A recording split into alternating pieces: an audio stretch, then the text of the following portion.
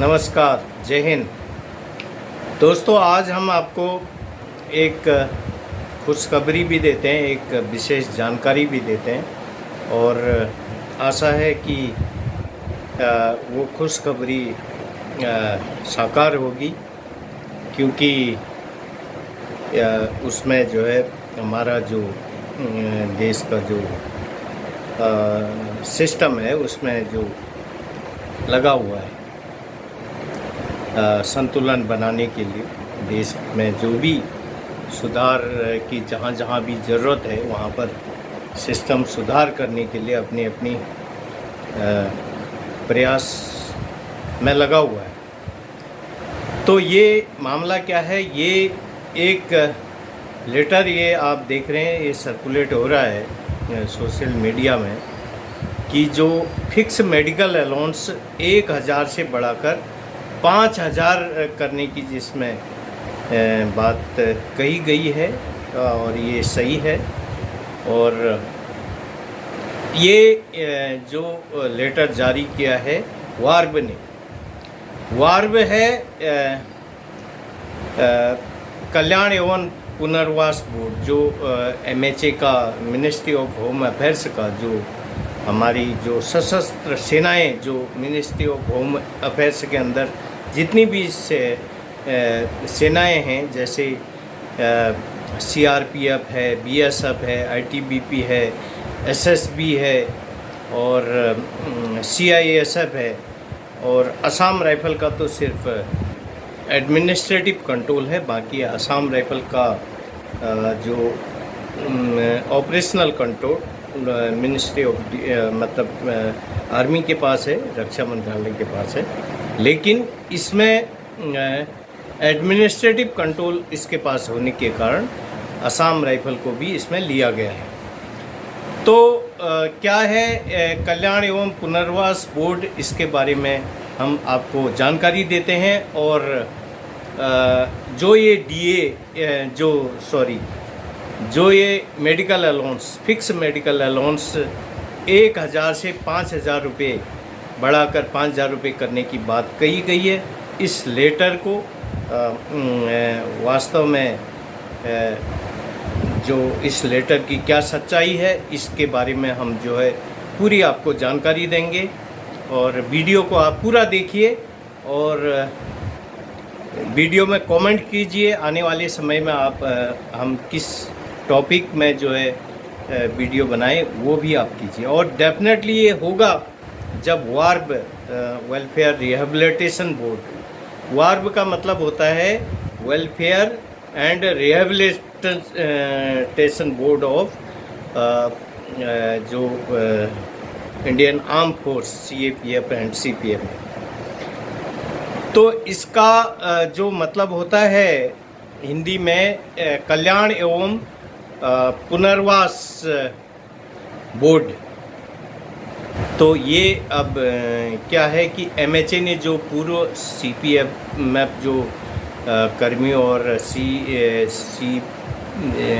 CPMF कर्मियों और CAPF कर्मियों के जो परिवारों की ज़रूरतों को पूरा करने के लिए कल्याण बोर्ड का गठन किया था, आप सभी जानते हैं, शायद जो नहीं जानते हैं तो इस कल्याण, ये मिनिस्ट्री ऑफ होम अफेयर्स के अंदर है। और इसकी जो गतिविधियाँ हैं इस प्रकार विभिन्न स्रोतों से प्राप्त जो सेवानिवृत्त CPF और जो सेंट्रल पैरामिलिट्री फोर्स कर्मी और मृतकों के जो NOK हैं, जो उनकी शिकायतों का ये निवारण करता है और सभी सेवानिवृत्त लोगों के संबंध में सेवानिवृत्ति लाभ के आंकड़ों का संकलन करता है। मृत बल कर्मियों के जो टर्मिनल बकाये के डेटा का संकलन करता है। रिश्तेदारों और सेवानिवृत्त कर्मियों के कल्याण के मामलों में गृह मंत्रालय के प्रमुख सलाहकार निकाय के रूप में काम करता है। सेवानिवृत्त बल कर्मियों और NOK के लाभ के लिए सरकारी संगठनों के साथ मिलकर काम करता है। और पुनर्स्थापन एवं रोजगार जो हमारे CPMF CAPF सेवानिवृत्त बल कर्मियों के लिए निजी क्षेत्र में जब रिटायरमेंट के बाद नौकरियों की भी ये प्राइवेट सेक्टर में जहाँ भी है व्यवस्था करता है, सरकारी में तो मिलती नहीं है। और निजी क्षेत्र में जो विधवाओं और जो अनोखे हैं उनको रोज़गार मुहैया करवाता है और निम्नलिखित जो व्यावसायिक प्रशिक्षण की व्यवस्था करता है। जो अमान्य सहित जो सेवानिवृत्त बल कर्मियों के लिए मृत कर्मियों के अनोखे के लिए स्वरोजगार और वैकल्पिक रोजगार में घरेलू और पेशेवर परामर्श की व्यवस्था करता है। तो ये है सैनिक पुनर्वास बोर्ड। और जैसा कि आप जानते हैं कि MOD आर्मी के लिए जो है पूर्व सैनिक कल्याण मंत्रालय है, उसी तरह ये पुनर्वास बोर्ड है।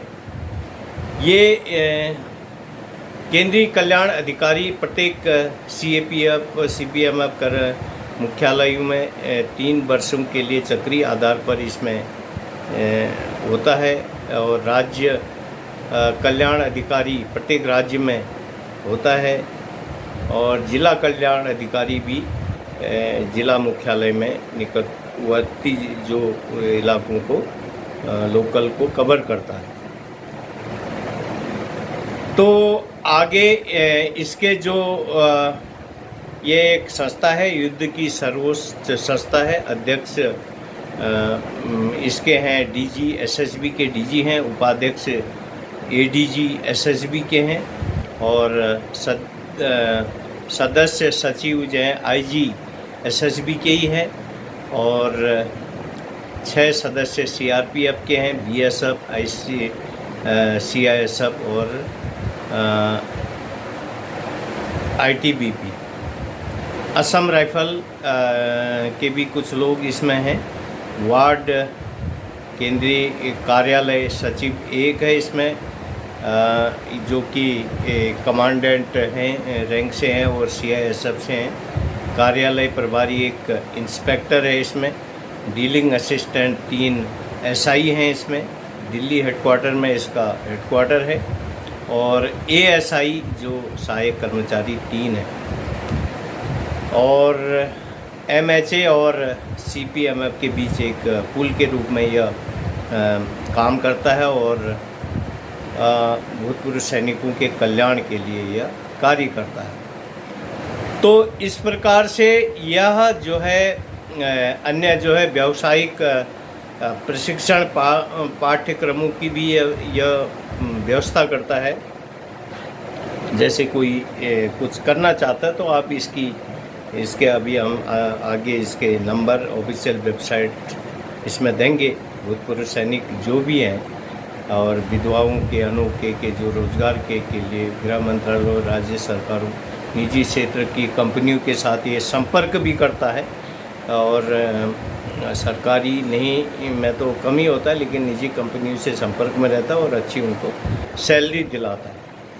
अनोखे जो है सेवानिवृत्त CPMF CAPF कर्मियों के लिए जो स्वरोजगार के लिए घरेलू पेशेवर परामर्श और प्रशिक्षण की भी व्यवस्था करती है। कोई अपना कुछ रोज़गार करना चाहता है तो उसको कैसे जो है उसको जो है सब्सिडी लोन वगैरह दिलाने में भी ये मदद करता है। इसी तरह जो है बाकी पेंशन लाभ, टर्मिनल बकाया शिकायत जो पुनर्वास संबंध में सेवानिवृत्त बल और निकटतम रिश्तेदारों के डेटा का पूर्ण त्रुटि मुक्त संकलन। और वर्तमान में यह वेबसाइट भी इसने एक बना रखी है, वो हम बाद में बताएंगे कैसे आप क्या करना है। आप वीडियो को पूरा देखते रहें। बाकी सेवानिवृत्त बल कर्मियों और अनोखे के संबंध में फंड प्रबंधन और बीमा कवर, पेंशन योजनाओं के लिए वित्तीय संस्थान और बीमा कंपनियों के साथ भी यह बात करता है। यह संस्थान जो है निधि प्रबंधन, पुनः रोजगार, परामर्श, प्रशिक्षण आदि के संबंध में सेवानिवृत्त बल कर्मियों और एनओके के कल्याण के लिए जो है कार्य करता है। तो सेवानिवृत्त बल कर्मियों और एनओके के कल्याण के लिए धन की भी व्यवस्था करवाता है। आम जनता के बीच जो सेंट्रल पैरामिलिट्री फोर्स और सीपीएमएफ की जो छवि बढ़ाने के लिए यह काम करता है। यह जो संस्थान है, अभी आप सुन रहे हैं, जिस संस्था ने ये जो डीए 1000 से 5000 बढ़ाने के लिए, मैं उसकी बात कर रहा हूँ। पूरा वीडियो ध्यान से देखें, अंत में हम सारी जानकारी आपको देंगे। सेवानिवृत्त बल कर्मियों और मृतकों के रिश्तेदारों की बेहतरी के लिए सीपीएमएफ संघों के साथ ये संपर्क करता है। सेवानिवृत्त बल कर्मियों और मृतकों के रिश्तेदारों के कल्याण के लिए नीतियां भी बनाता है।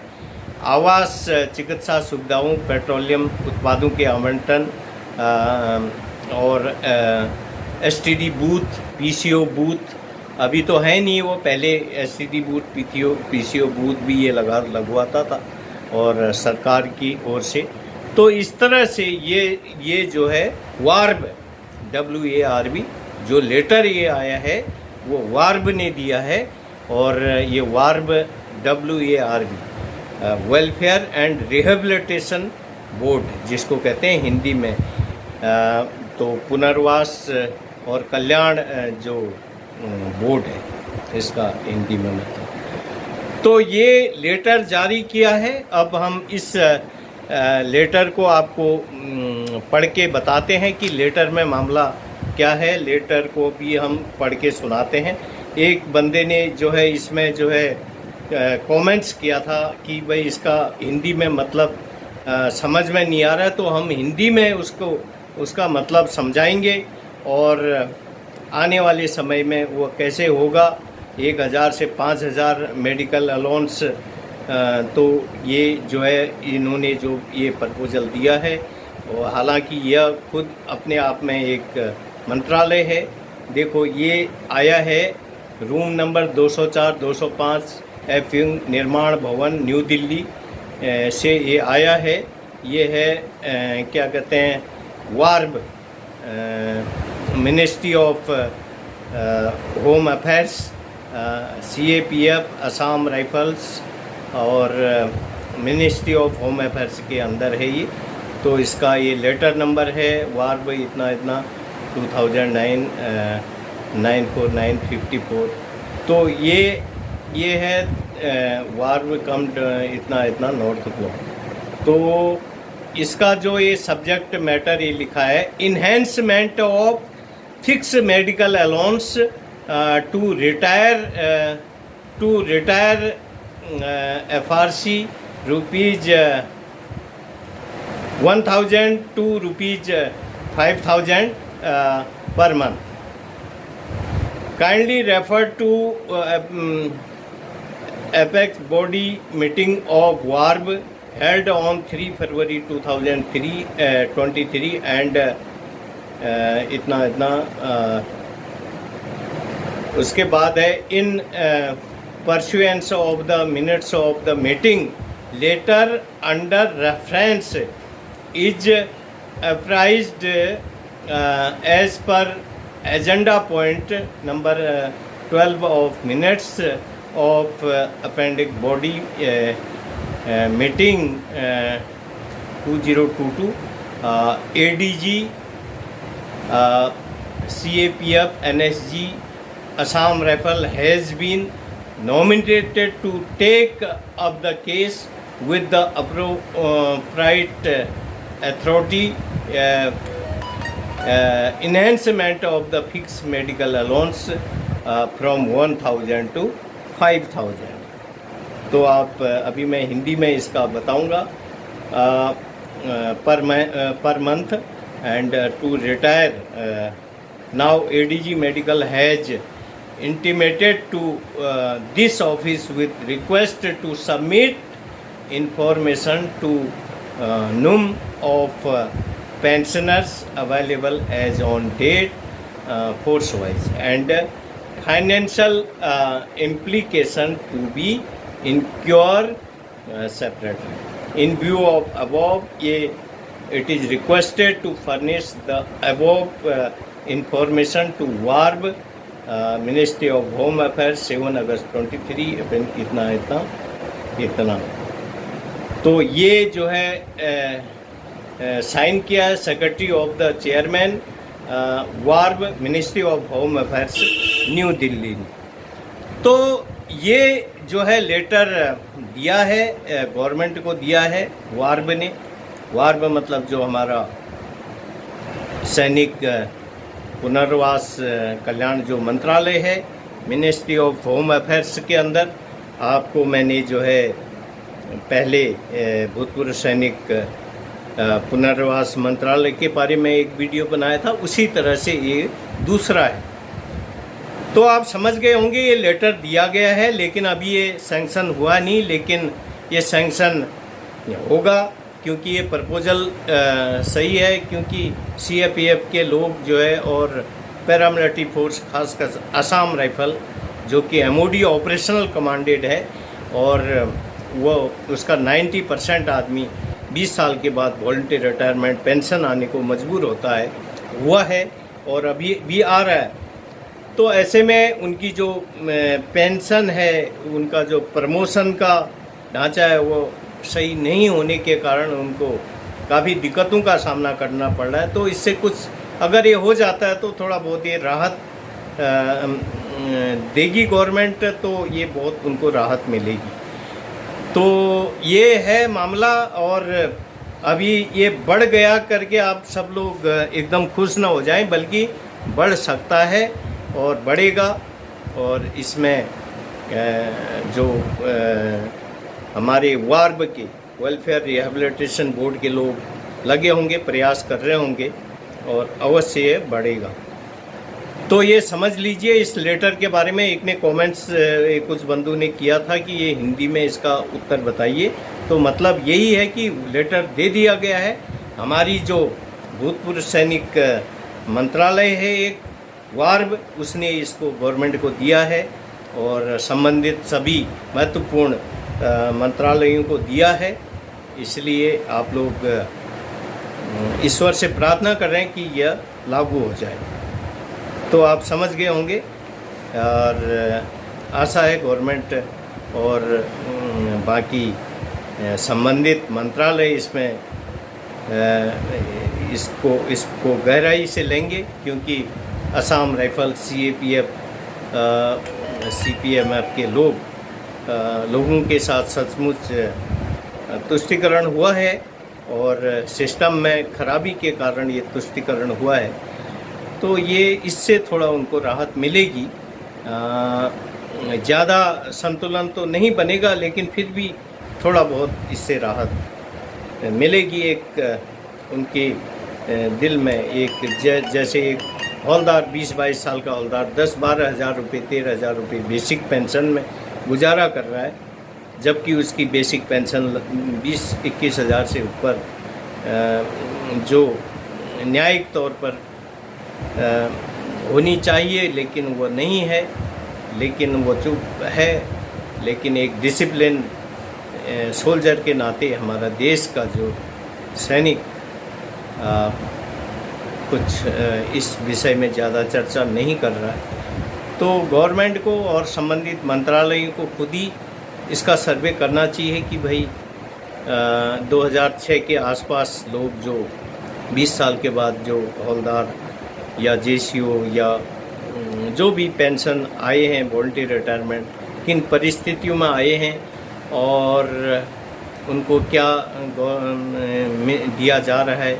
तो इसका एक सर्वे, एक कमीशन बना के, कमेटी बना के गवर्नमेंट को इसके बारे में सर्वे करा के उनको उनकी पेंशन, बेसिक पेंशन को रिवीजन करके दिया जा सकता है। और इस तरह से ये जो है फिक्स मेडिकल अलाउंस बढ़ा करके जो भी दिया जा सकता है, तो जिससे संतुलन बने। सबसे पहले सिस्टम में सुधार हो और तब जाके ये सब कुछ हो सकता है। तो वीडियो